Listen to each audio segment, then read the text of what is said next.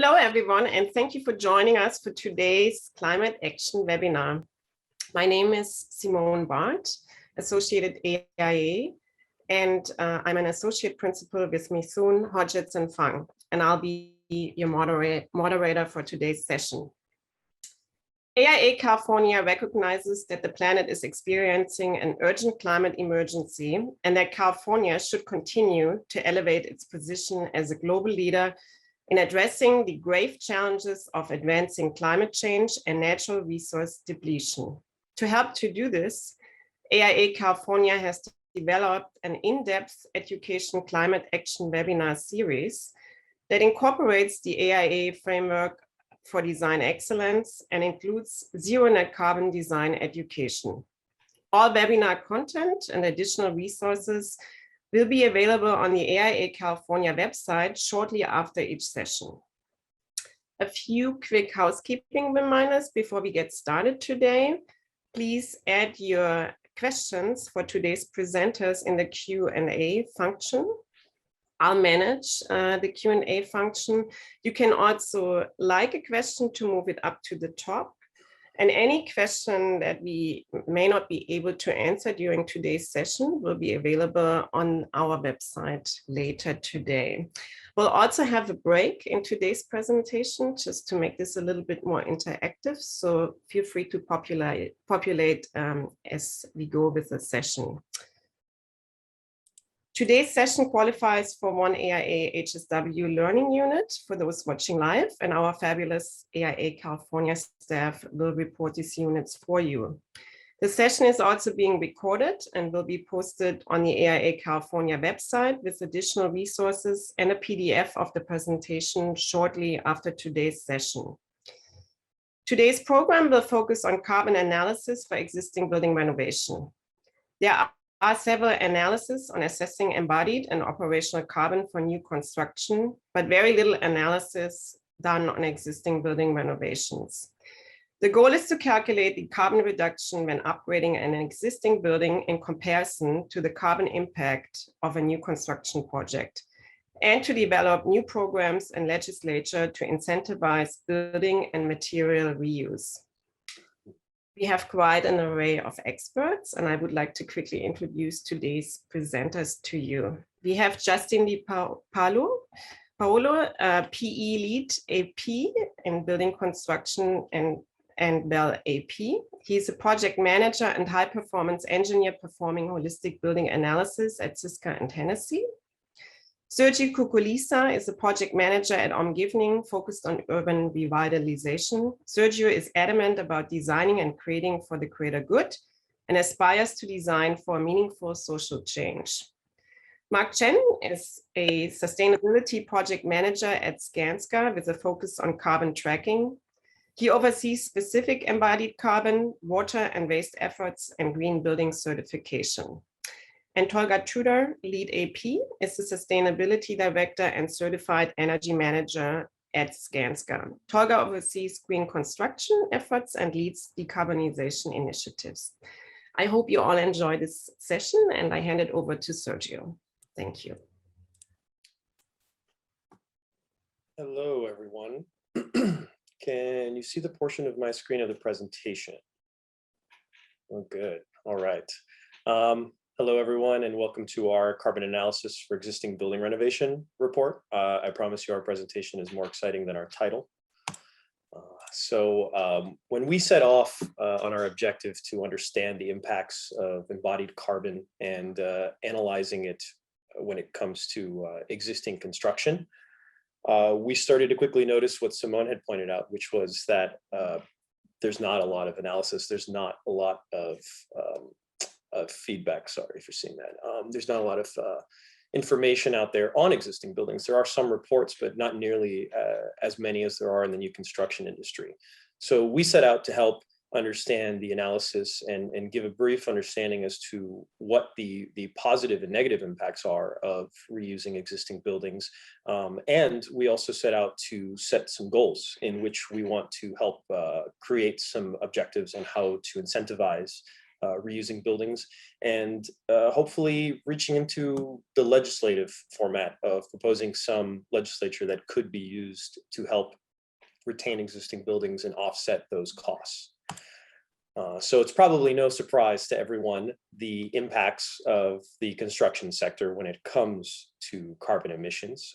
We've probably all been well versed in it, but this wouldn't be a sustainable presentation if we didn't scare you a little bit, right? So we wanted to highlight some pretty epic numbers.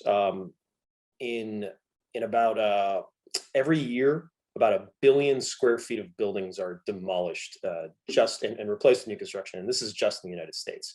In fact, between the years 2005 and 2030, roughly 1/4 of the building stock is being demolished, which is an astonishing number. Not only that, but the World GBC stated in 2017 that about less than 1% of all buildings worldwide are currently net zero. Granted, that was in 2017. However, I think we can all understand that whatever changes were done at that time would marginally impact that number. The World GBC continues to state that every building on the planet, now this is if construction were to solve the emissions crisis, would need to be net zero carbon by the year 2050. And that means every building. That means new and existing construction. So I think you understand the importance of not only building new, but also renovating well. So just to touch a little bit on the facet of what is embodied carbon versus what is operational carbon. It's a very simple concept. Embodied carbon is literally what it takes to manufacture, construct, and transport materials into your building. And that embodied carbon therefore lasts within the building the time frame of the existence of that building or that material within that construction. Operational carbon is what it costs to operate your buildings, and hence those are costs. Those are carbon emissions, right? That will impact your daily life of your building.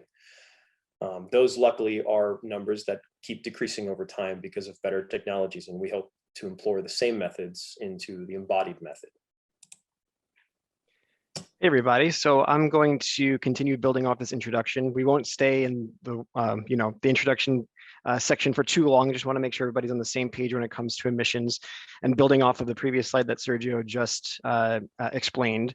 So really briefly about scope 1, 2, and 3 emissions. So scope 1 is stuff combusted or used on site. We're moving away from on-site combustion, right? We're going towards more electrified transportation industry, electrified building, and electrified energy sector. So as we move towards our scope 2, that's what the utility input is from the utility. So your scope 2 emissions are associated with electricity pulled into your site, nothing consumed on site, combusted, but it is the consumption of the energy that is produced somewhere else. And then the embodied aspect of what we're talking about is kind of buried in that scope 3. Now, scope 3 emissions, it's broad and it's kind of ambiguous, and we're working as an industry, and all the industries are kind of, trying to grapple what scope 3 means to each of us. Business operations, scope 3 means their, transportation fleets. It means their supply chain.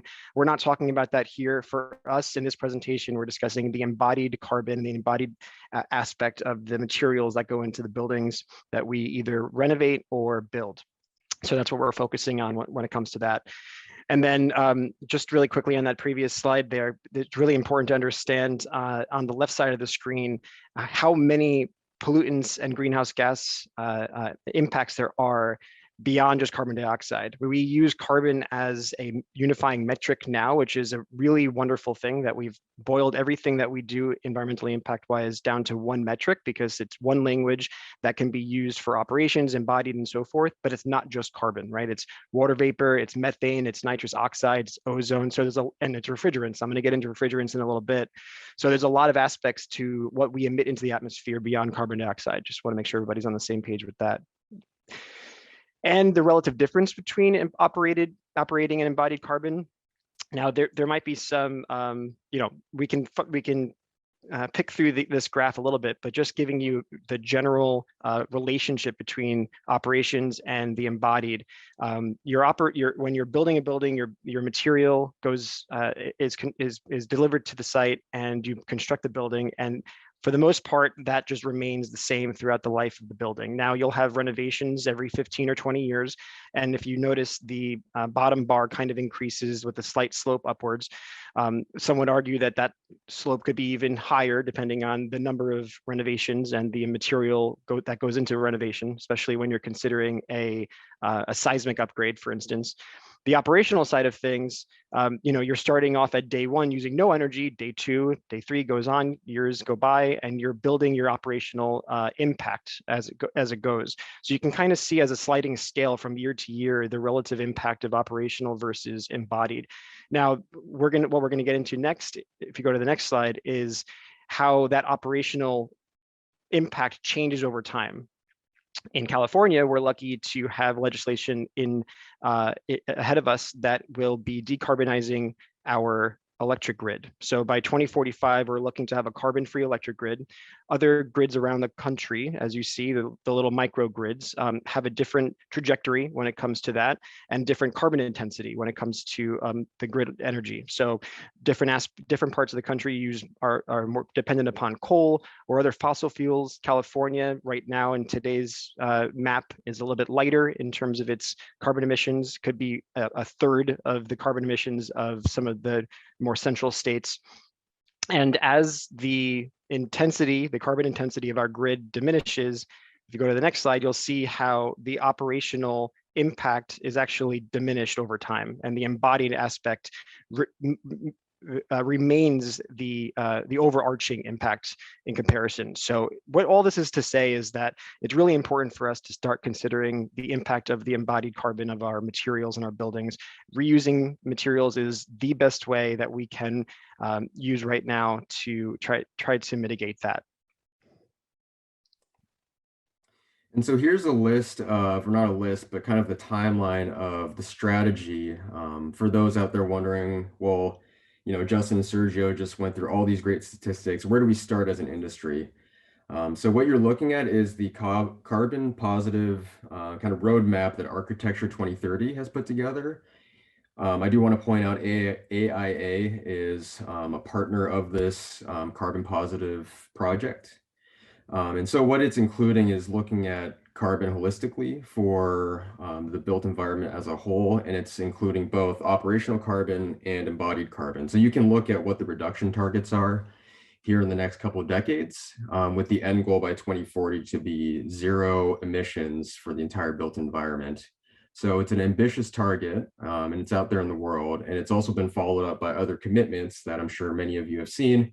There's the AIA 2030 commitment, as well as the MEP 2040 and SE 2050 commitments.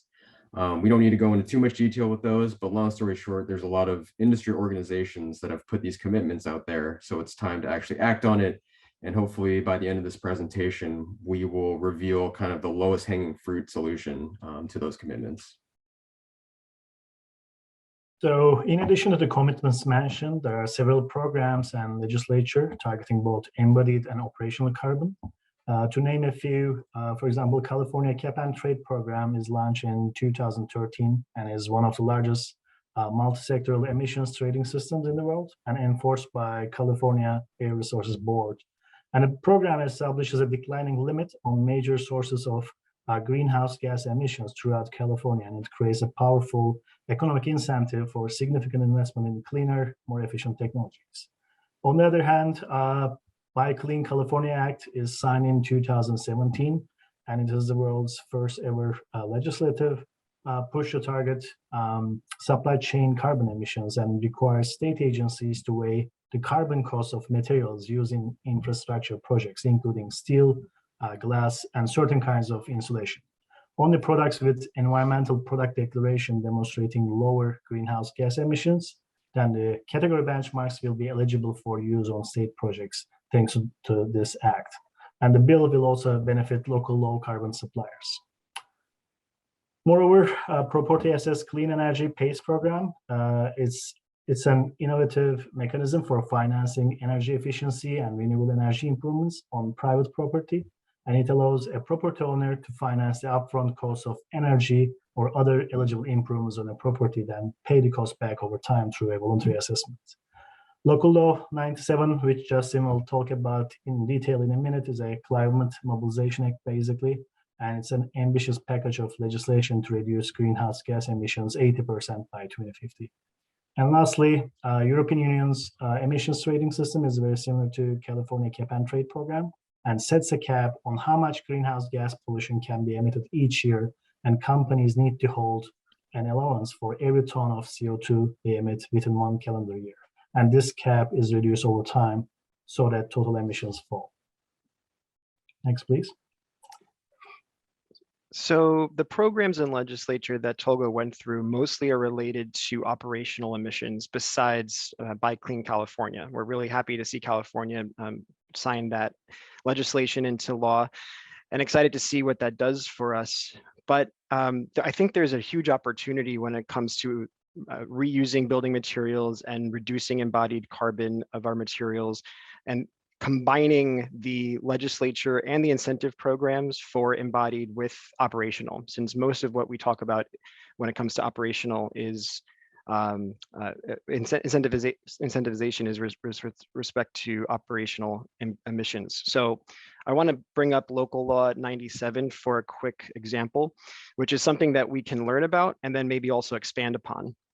Local Law 97 has been signed into law in the city of New York, and it sets carbon caps, emission caps, based on building type. So usage, whether it's commercial and then the subsects of commercial, and then residential, multifamily, and so forth.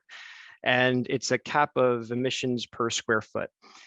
By 2024, the idea is that if a building is emitting more carbon on operational basis than the cap allows, then the building owner is subject to a carbon fine, which is kind of insane to think about, but it's actually happening right now in our current time. So what do we learn from this? We learn a few things. First off, there's a carbon tax and a carbon economy coming our way. And that's important to think about because before everything came down to operational efficiency and energy costs and capital cost savings. But introducing a carbon economy can be quite powerful. It could be detrimental if you're an abuser of energy, so to speak, but it can also be, it can also drive an economy that could be beneficial. So a carbon economy in this way, which, happening in New York could very well happen in California next, means we have the ability to think about selling our efficiency in a way, so a cap and trade almost for emissions for buildings. So we have cap and trade for large emitters in California already for agriculture and industry, but we don't have that at the scale of buildings yet. This is an idea that we've been discussing and that we're seeing happening in New York. Part of Local Law 97 will include a cap and trade aspect to it. It hasn't been fully fledged, worked out yet, but there is discussion about developing a way to sell efficiency if you're below your cap to those who are above, and you're creating an economy within that carbon market.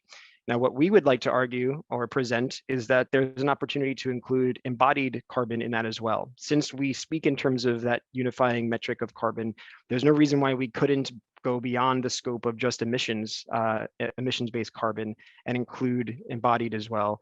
And that's one of the talking points and brainstorming ideas that came out of this presentation and this kind of science project we've been working on.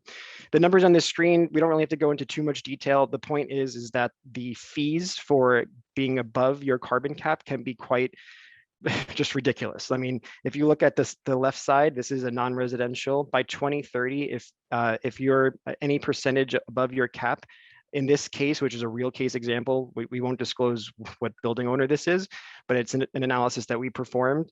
This building owner could be subject to fines of $708,000 a year for being above their cap by X amount.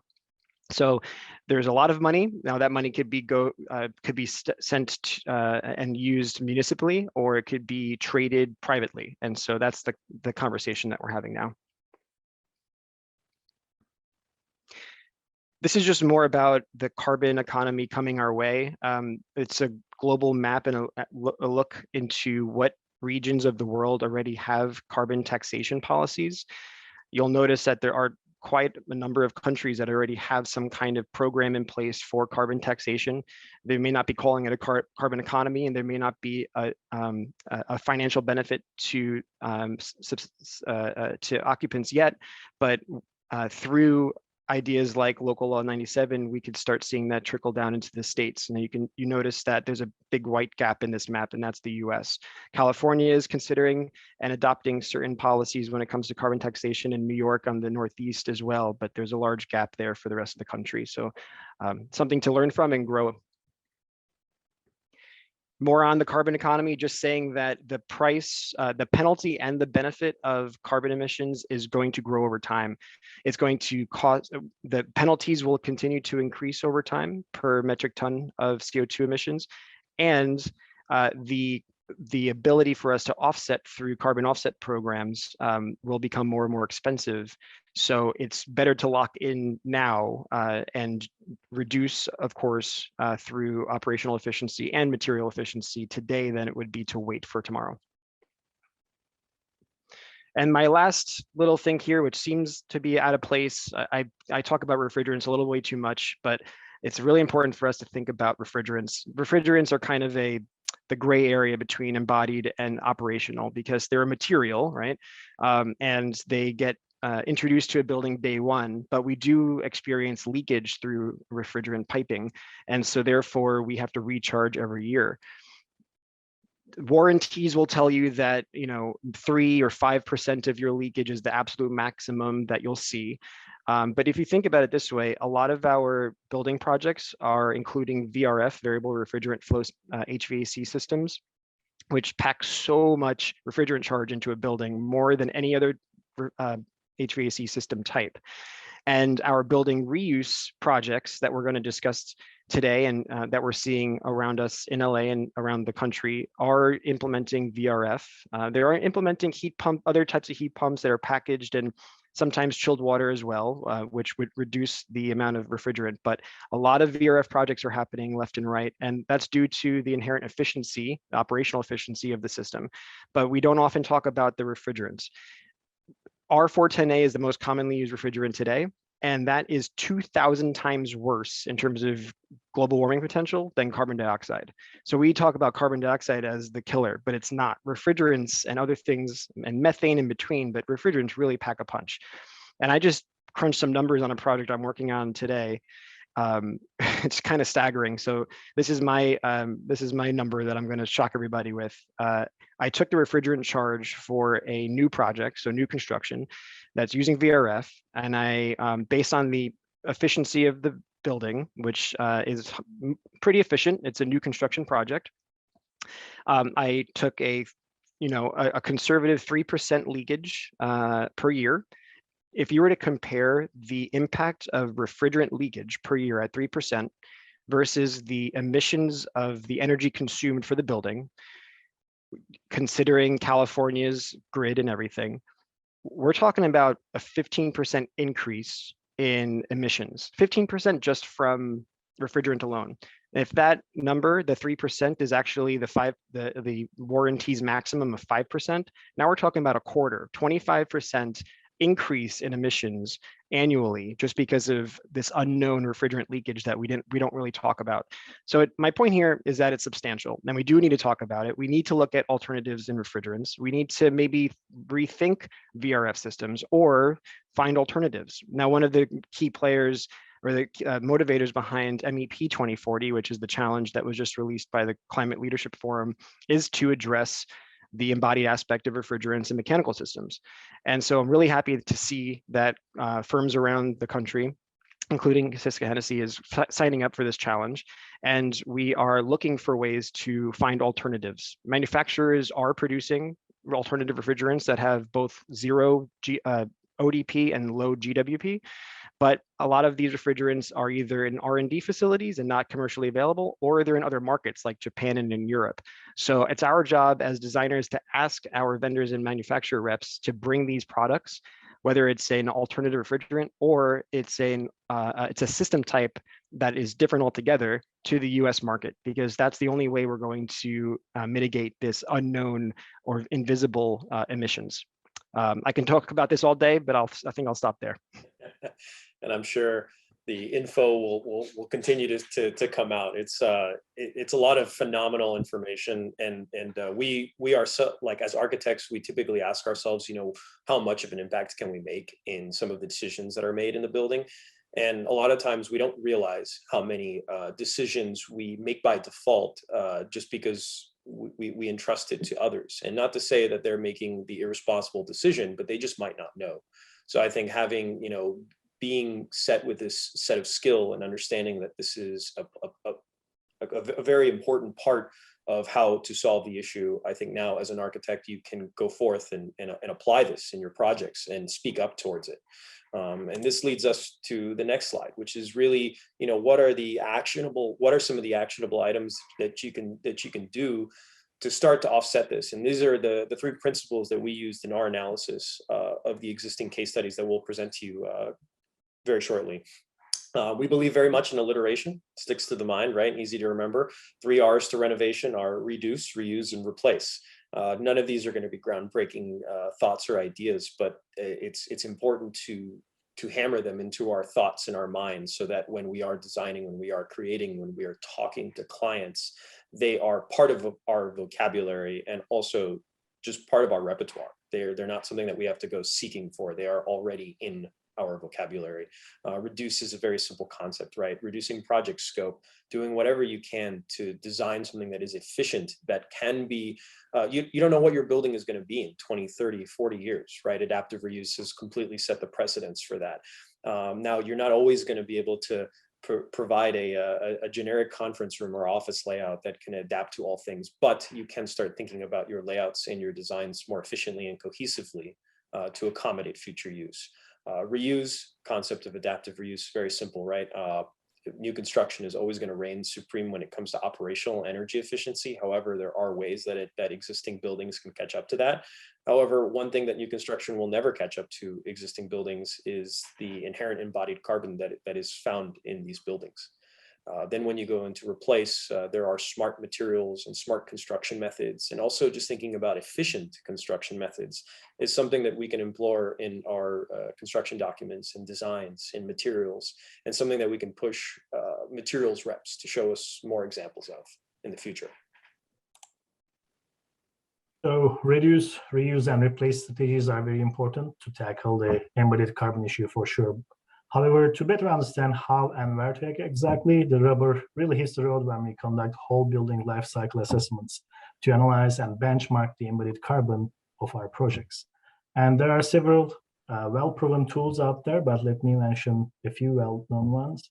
Athena Impact Estimator is a free software tool that has been around since early 2002 and is designed to evaluate whole buildings and assemblies based on EPA's TRACY lifecycle impact assessment methodology. And the strengths of the tool is really suitability for early design, ease of use, and optimization for side-by-side comparison of whole models. On the other hand, one-click LCA is initially released in 2010 and is used primarily in Europe, but the tool itself is getting a stronger foothold in the US right now. It can import material data seamlessly from a number of other programs, including BIM, Excel, and even energy modeling software, and it's a very powerful tool. Tally, developed by Kieran Timberlake architecture firm and became available as a Revit plugin in 2013. The tool uses Gaby database, a very great database for lifecycle information for the materials, and gets all its data inputs directly from a Revit model, and it's designed to allow iterative design runs. And Tally was recently transferred from Kieran Timberlake to Building Transparency, a nonprofit organization that provides open access data and service to the embodied carbon in construction calculator, or EC3 tool. And with that said, EC3 was co-conceived by Skanska USA and Sea Change Labs, and initial funding came from Microsoft, Charles Pankow Foundation, Interface, and Skanska. And the Carbon Leadership Forum incubated the tool up to public beta launch in 2019. The EC3 tool is also a free open access tool that allows for supply chain specific analysis of embodied carbon data, utilizing the first searchable and sortable database of environmental product declarations. Among other things, Athena, one-click LCA, and Tally can really help project teams on design decision-making in early design stages. and also documenting, for example, LEED's building life cycle impact reduction credit. Whereas EC3 can really complement these tools very well in construction and procurement stages to fine-tune our material choices and makes possible embedded carbon target specifications. Moreover, EC3 analysis can be utilized to document LEED's procurement of low carbon materials pilot credit. Next.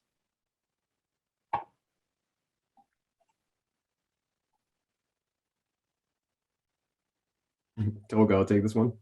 Yeah, I can continue, Norris. Okay. So Sorry. there are policies, commitments, research tools, and several strategies to tackle embodied carbon. However, it is important to underline the significance of reuse of existing buildings in the area of demolition and building new structures, not only in substantially reducing carbon emissions, but also reducing waste and water use due to dust control usage associated with demolition. And we calculated the numbers you are seeing based on Skanska project data mainly.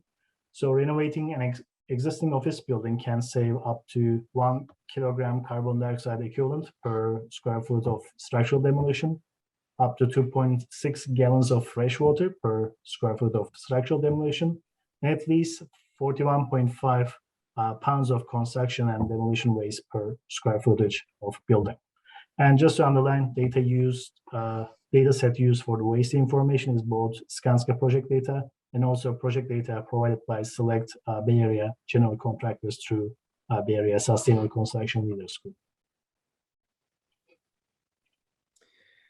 And so Tolga laid out the potential impacts and savings on just purely the demolition side. So for us as a construction company, what it takes to actually demolish a building.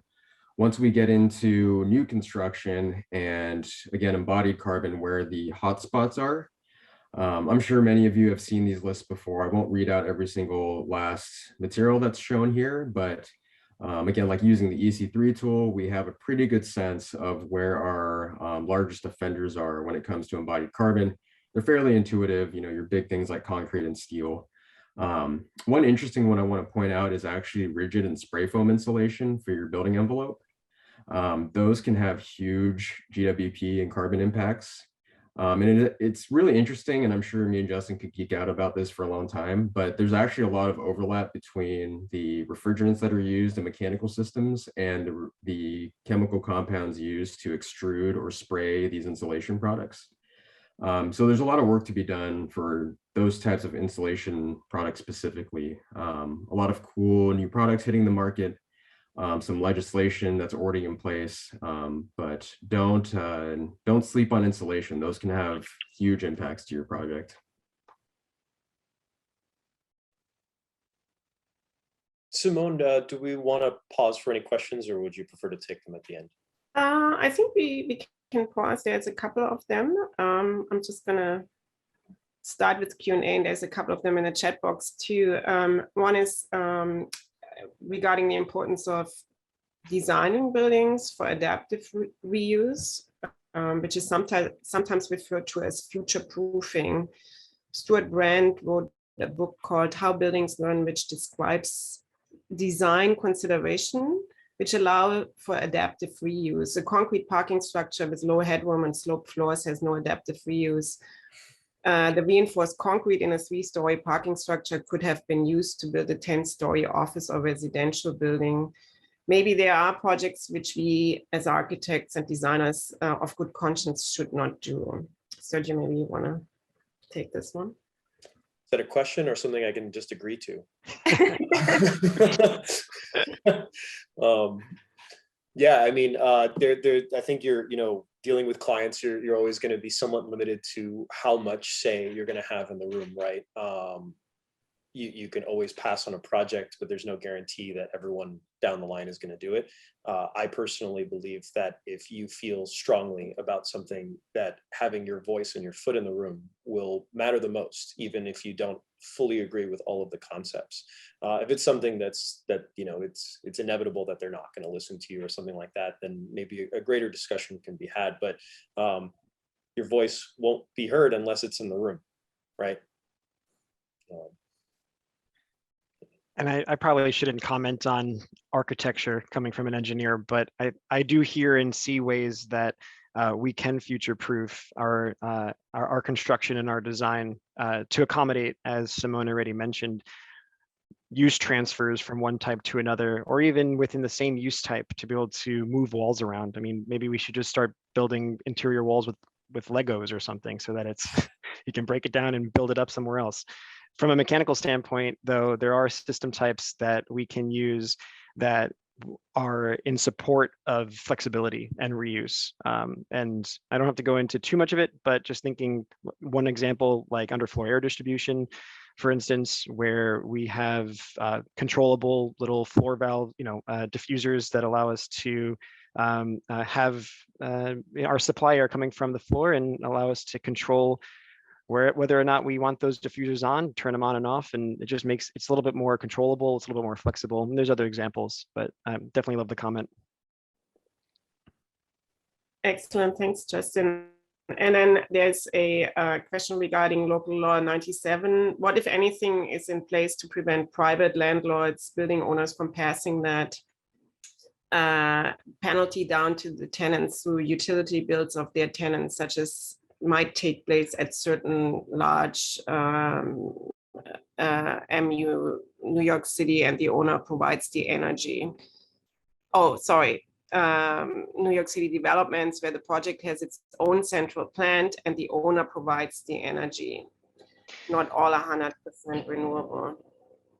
No, that's a good question. I think that's going to require me to go back to that law and dig into a little bit more. I'm more familiar with California law than New York law, but I have New York counterparts that I can get that answer for you. I think that's a really good point. I hope that there is, parts of that law that prevent the building owner from passing the carbon tax down to the tenants. So let me get back to you on that. It's a great question. Actually, and then there's one more. Building and energy codes are quickly leading designers away from any fossil fuel use. The science says this is what we need to do. However, existing buildings are using fossil fuel for space heating and domestic hot water, etc., to make lights and other obsolete controls. Please comment on taxes or incentives that can be used to precipitate quick changes. One thing that comes to mind immediately is what Santa Monica has done for their local law, their municipal law, which requires if a building is all electric, then you just have to meet Title 24. But if your building is mixed fuel and has combustion on site, then you have to hit a certain percentage better than the standard, so 5 or 10% better. And that promotes more efficiency. It doesn't prohibit gas usage just yet, but it does promote efficiency. So I think that's a really interesting look. And I think Santa Monica is actually looking to ban gas altogether in the coming months. So keep a lookout for that. And there are cities that already have, right? Yeah, there's at least 50 around the state. Yeah. Yeah. So there are already measures, I think, in promoting this. Simone, you were one who had chirped on that a long time ago, and that's really great. But that's also a reason why we did this presentation, was to help harp on the regulations and the rules that aren't allowing us to better renovate buildings and make them more efficient. What you'll see in our next few slides is some of that analysis that will show you how drastically, the carbon emissions can relate to new construction as opposed to existing. And we're lucky to typically work with clients that do have to renovate systems. Luckily, some of that is also built into our regulations and laws. Yeah, and I think, while it takes quite some time to change kind of the state code, we, as part of the AIA California, have been, I'm just chiming in here, have been working on Title 24 changes. We've been also working with individual municipalities throughout Northern and Southern California.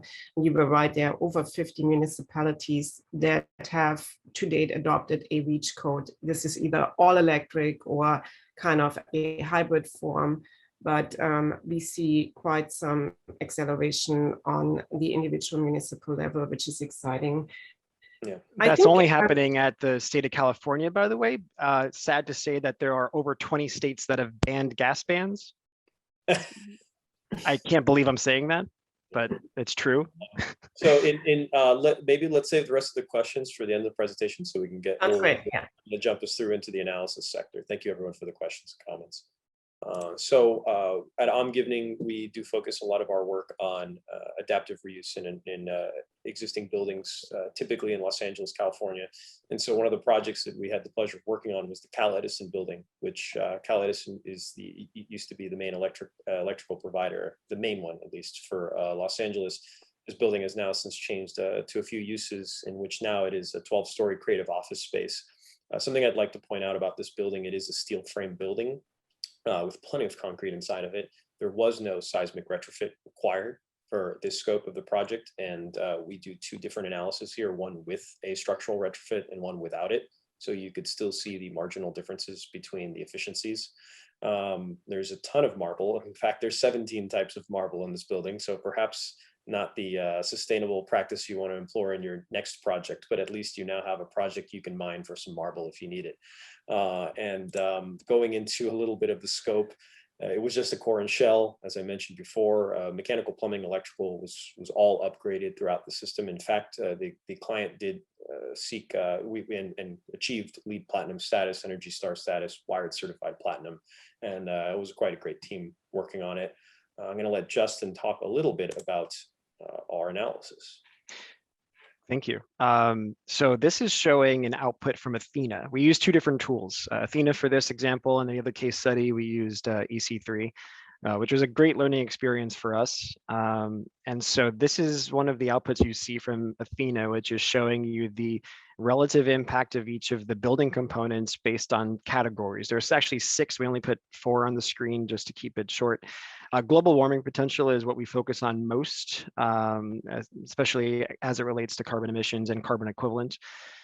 So you can kind of understand the relative impact of the steel and the flooring and the interior walls, exterior walls, the glazing, the aluminum used. And so that's kind of the breakdown that you see here. We can go to the next one. Cool. And then this would be the equivalent if the building were built new. The idea was to capture as many building components and the volume and the square footage of each of the building components and plug it into a different spreadsheet, just copy and paste basically, but account for the fact if it were built new, so that we can compare the existing renovation materials added to the existing versus if this building were built new. And you can see the spread of the impact changes drastically because there's more materials. Again, nothing too surprising, but it's really helpful to actually see all this quantifiably as well, and to actually break these components down into numbers that you can compare. And it was eye-opening in some ways. So if you were to look at the renovation project that does not include a seismic upgrade, but does include MEP upgrades, and compare it against building this exact building brand new, you would save 60, it's not a surprise, but 67% reduction in carbon emissions related to the embodied carbon of the materials. Huge reduction. Now that includes the MEP systems. When we took the MEP out of the equation and it was just the interior architecture renovation, this was a 99% reduction. I guess that's also not too surprising, but we wanted to be realistic and include, widen our scope to be to match the scope of the construction. So if you were just taking this as a rule of thumb going forward, if you can build MEP systems to last and you don't have to upgrade them every 15 and 20 years. I know equipment life lasts, 15 or 20 years, but there's a point there to make that you could have a 99% reduction in just the core and shell architectural renovation, or a 67% if you're including the MEP. So it's drastic. So in addition to the embodied carbon emissions for Edison renovation case study, we estimated that renovating the building instead of demolishing and building a new one with the assumption of a mechanical demolition is estimated to have saved up to 285 metric tons of demolition activity emissions, equal to taking more than 60 cars taken off the road for 1 year. Also up to 741,000 gallons of fresh water, equal to almost 2 days of drinking water for the entire city of San Francisco. and at least 6,000 tons of construction and demolition waste from being generated. And that's just for a 12-story building. And then thinking about this in terms of, again, merging the carbon metric from embodied to operational. The MEP systems were upgraded, as I mentioned, and the overall energy intensity of the project in terms of operational energy usage decreased. So there was a 13% energy savings in the overall project. We had utility bills for 2 years prior and 2 years after, and ran the math, and it's a 13% energy savings of real energy savings based on the upgraded MEP and architecture. And if you were to kind of compare or create a carbon payback calculation to say, okay, we know we put more materials into the renovation. We know we added stuff to the renovation. So we quantified the embodied aspect of the stuff we added to the project, but then we're saving on an operational side, right? So there's like a payback of carbon. If you go to the next slide, it shows you that even including the MEP systems, we have a carbon payback of less than 8 years. If you don't include the MEP system, it's even less than a year. But again, widening our scope to be realistic, a less than 8 year payback is kind of interesting to think about. Now, it's what does a carbon payback mean? Not much, but it is. But it is really interesting to think that if we renovate buildings, we make them more efficient, we save operational energy, it'll offset the materials that go into the renovation, and it can happen within 10 years or 8 years in this example. Those are good numbers. So I'm going to touch very lightly on this. It's just to provide a facet for what kind of period you're tracking this information for. If you're going to do a life cycle analysis on this building in between its existing state and into its future state, right? It starts as soon as due diligence starts for the project, collecting all the utility data that you can to analyze both the efficiency of the system prior and the system afterwards. In design and construction, this is where you're going to make your greatest impact, right? This is where you can bring all your consultants and sustainability leads if you can afford them, and really start troubleshooting the issue. And then once you get into construction, this is where your friends, such as here, our friends at Skanska, right, can help in assisting making material usage a lot more efficient and better. So we're going to touch base on one more analysis that we did. Again, another project that we worked on here in Los Angeles. The project is called Broadway Lofts. This was a creative office, or an office, I should say. I guess that's what we used to just call offices before this, and was adaptive reuse to become a residential building. So it's an apartment complex with retail on the ground floor. Now, this did require a seismic retrofit, and in fact, this was both it has a multitude of systems with moment frames, shear walls, and even some steel supports. It also did cut out some light courts inside of the building. So there was some substantial amount of concrete and structural work on this project to show the stark contrast between a heavy intensive carbon material inducing project and one that is not. This did not apply for many environmental impact awards. It probably wouldn't have won many, but there were still upgrades to all of the systems, FYI. Yeah, again, just looking at the outputs, this one we did use EC3 to evaluate, and then ran the same analysis of what the renovation, so the materials that went into the renovation that now includes a seismic renovation, structural, versus what a new construction version of that would have looked like. So we can look at the next slide to say that even with the structural upgrade and the change of use upgrade, and now you have all these new, residential interiors with all the stuff. And I actually stayed in this building, which was funny, and it's actually really nice project, really beautiful. We still are looking at a 33% reduction in embodied carbon, considering we did all that, Omgivning and their team did all that stuff to the structure. So huge reduction, is even though we added a lot of carbon in terms of structural support and concrete and steel. Yeah, roughly put it, right? For every 3 buildings that you're impacting like this, which in California could be quite a lot of them, right? Considering most of them need structural reinforcement, you're saving a building's worth for every 3 buildings worth of embodied carbon. It's amazing. And so again, putting a microscope lens to the demolition impacts, just purely the demolition activity of demolishing a building. We've done the same analysis here based on some of our past Skanska project data. Again, I won't read out all the numbers, but they kind of speak for themselves. You know, if you ever get a chance, next time you have a project where there's existing building demolition, just go out to the site and stand there and watch for about 20 minutes.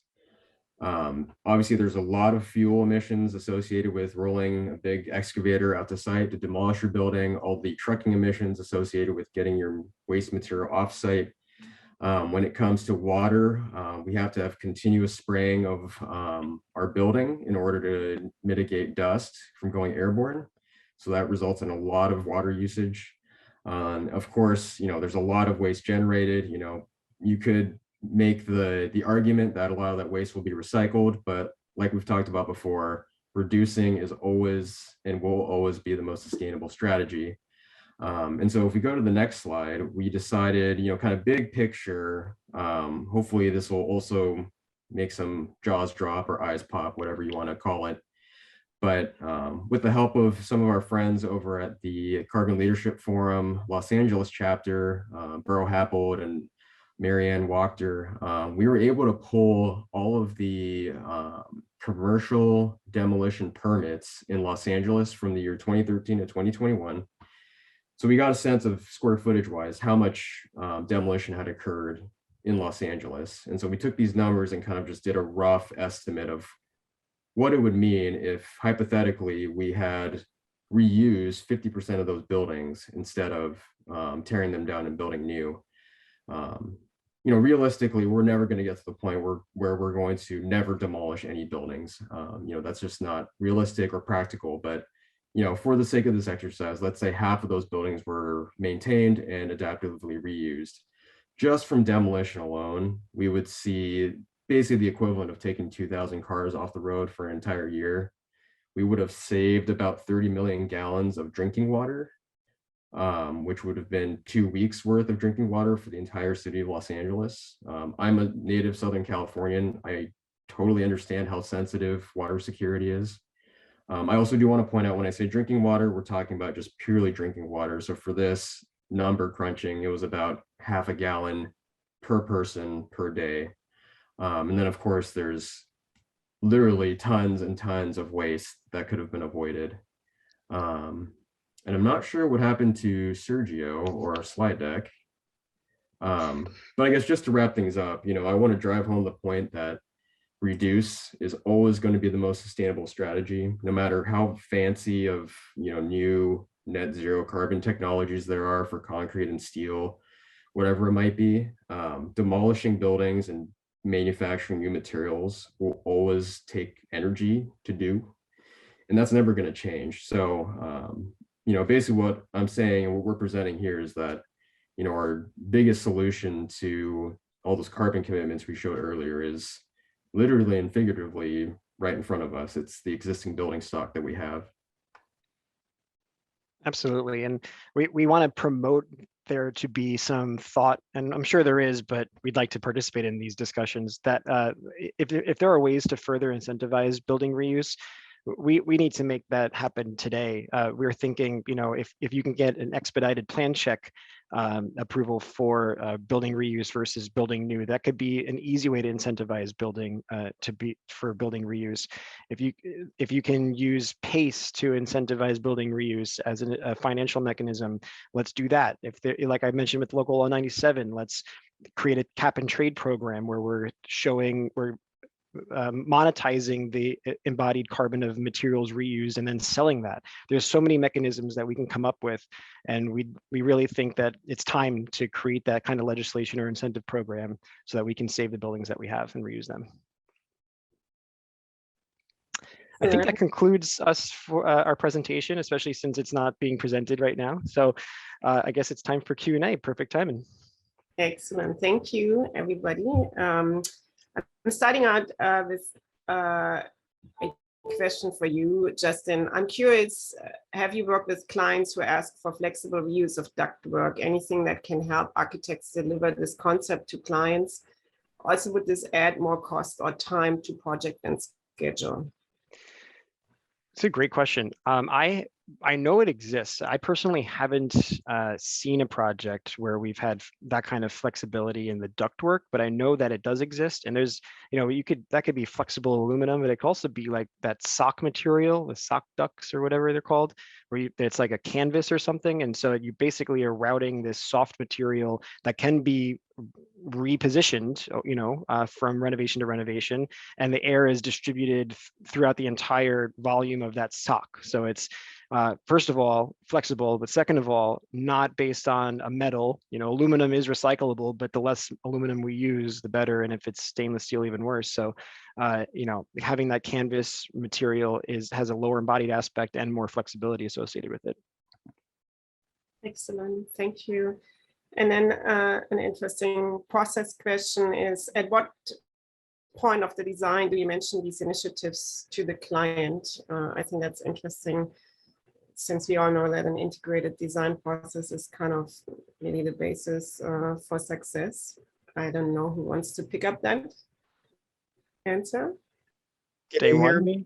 Hey, Or see Sergio, me? welcome back. Yeah, we speaking of efficiencies, our entire block lost power. So, create more efficient buildings. You were yeah, talking bad about Cal Edison and they heard you. they heard me. But no, it's a good question, and the earlier the better, right? If everyone on the team has a unified goal, and anyone on the team understands that there is a prerequisite, or for example, the drive and the initiative to create a more sustainable or economic building, even if, for example, the client is asking, where should we start looking for buildings? Even just perhaps providing an example of saying, what have we considered existing buildings and renovating, that there are always advantages to starting the conversation early. Chances are everyone, all of your metrics are not going to be met. So the earlier you establish these metrics and the more that you do, the more will be met. And, it's not always about getting everything 100%. It's about making progress. Excellent, thank you. And maybe tying to that, and I think that's the last question we'll be able to answer. There's a question tying into the rolling blackouts, which you just experienced, Sergio. Can you speak to the issue of banning gas or banning gas bans as a fuel source when a number of states, municipalities had electrical power outages, as we experienced it throughout the last years? And should there be the possibility allowed to have a backup with respect to resilience? Resilience is key, absolutely. And we're seeing even the codes are getting up to speed with resiliency in mind. Title 24, 2022 is coming around the corner in a few months, well, beginning of next year. And we're going to see prescriptive requirements for on-site PV installation, not just solar ready, but for new construction, you have to install PV based on the square footage and occupancy type, and you have to install battery storage. So it's not just about the PV sending that energy back to the grid, it's having a battery in place. And these again are prescriptive requirements from the beginning of next year. So if you're going performance route, they won't be required, but they will be required soon. And so we have codes now thinking in terms of resiliency, and absolutely having solar and battery backup will help. You can only do so much with that. You can do lighting, you can do some basic refrigeration for medicines and so forth. You're not going to be able to power an elevator in a high rise or an elevator at all on little batteries, and you won't be able to power a fire pump. We're looking at trying to decarbonize emergency generators right now. And that's a really hard argument to make when really emergency generators that need to turn on in 10 seconds and move an elevator and keep a fire pump running in event of a fire, those are all diesel based, and we can't even use natural gas, even though natural gas has a lower embodied carbon footprint. A lot of challenges, but we're working on it. And batteries can help in some ways. I mean, even compressed air could be another thing to look at to be installed beneath buildings. A lot of options. I'll chime in there too, because I mean, this is more in the mission critical data center world, but we have clients who are looking at hydrogen generators. I think that technology is a little ways out, especially with just pure supply of that fuel type, but there are things on the horizon that give us some hope. And that's just another thing that could help with the resiliency conversation, help address those important points. You could even store, you could create hydrogen. This is something I was just reading. If you have excess power generation from your PV, instead of sending it back to the grid, you can use that excess PV generated renewable energy to electrolyze water, split the hydrogen, store the hydrogen on site, and then save that hydrogen for an event of emergency and run that hydrogen through a fuel cell. It's crazy to think about, but it's realistic, and I'm going to propose it on one of my projects. And that's why Justin's an Too engineer. smart for California. Okay, I think excellent answers. I like to point out there's some interesting information regarding additional tools in the chat box. Again, a big thank you to our speakers, Justin DiPalo, Sergio Cuculiza, Mark Chen, and Tolga Tutar for this excellent presentation. If you made it this far, AIA California staff will submit your AIA continuing education credits. It should appear on your transcript in a few weeks. As always, more resources and tools can be found on our AIA California website, so have a peek there. These webinars are stored under Climate Action. And more details about our upcoming Resilient Design Committee and Urban Design Committee Joint Town Hall, California Architects' Role in Climate Resiliency. It kind of adds to the final conversation and discussion that we just had. And how to register will be made available to you shortly in your follow-up email. Thank you all again for joining us today, and we will see you at our next Climate Action session. Have a great day. Bye-bye. Thank you, everyone. Thanks. Bye-bye.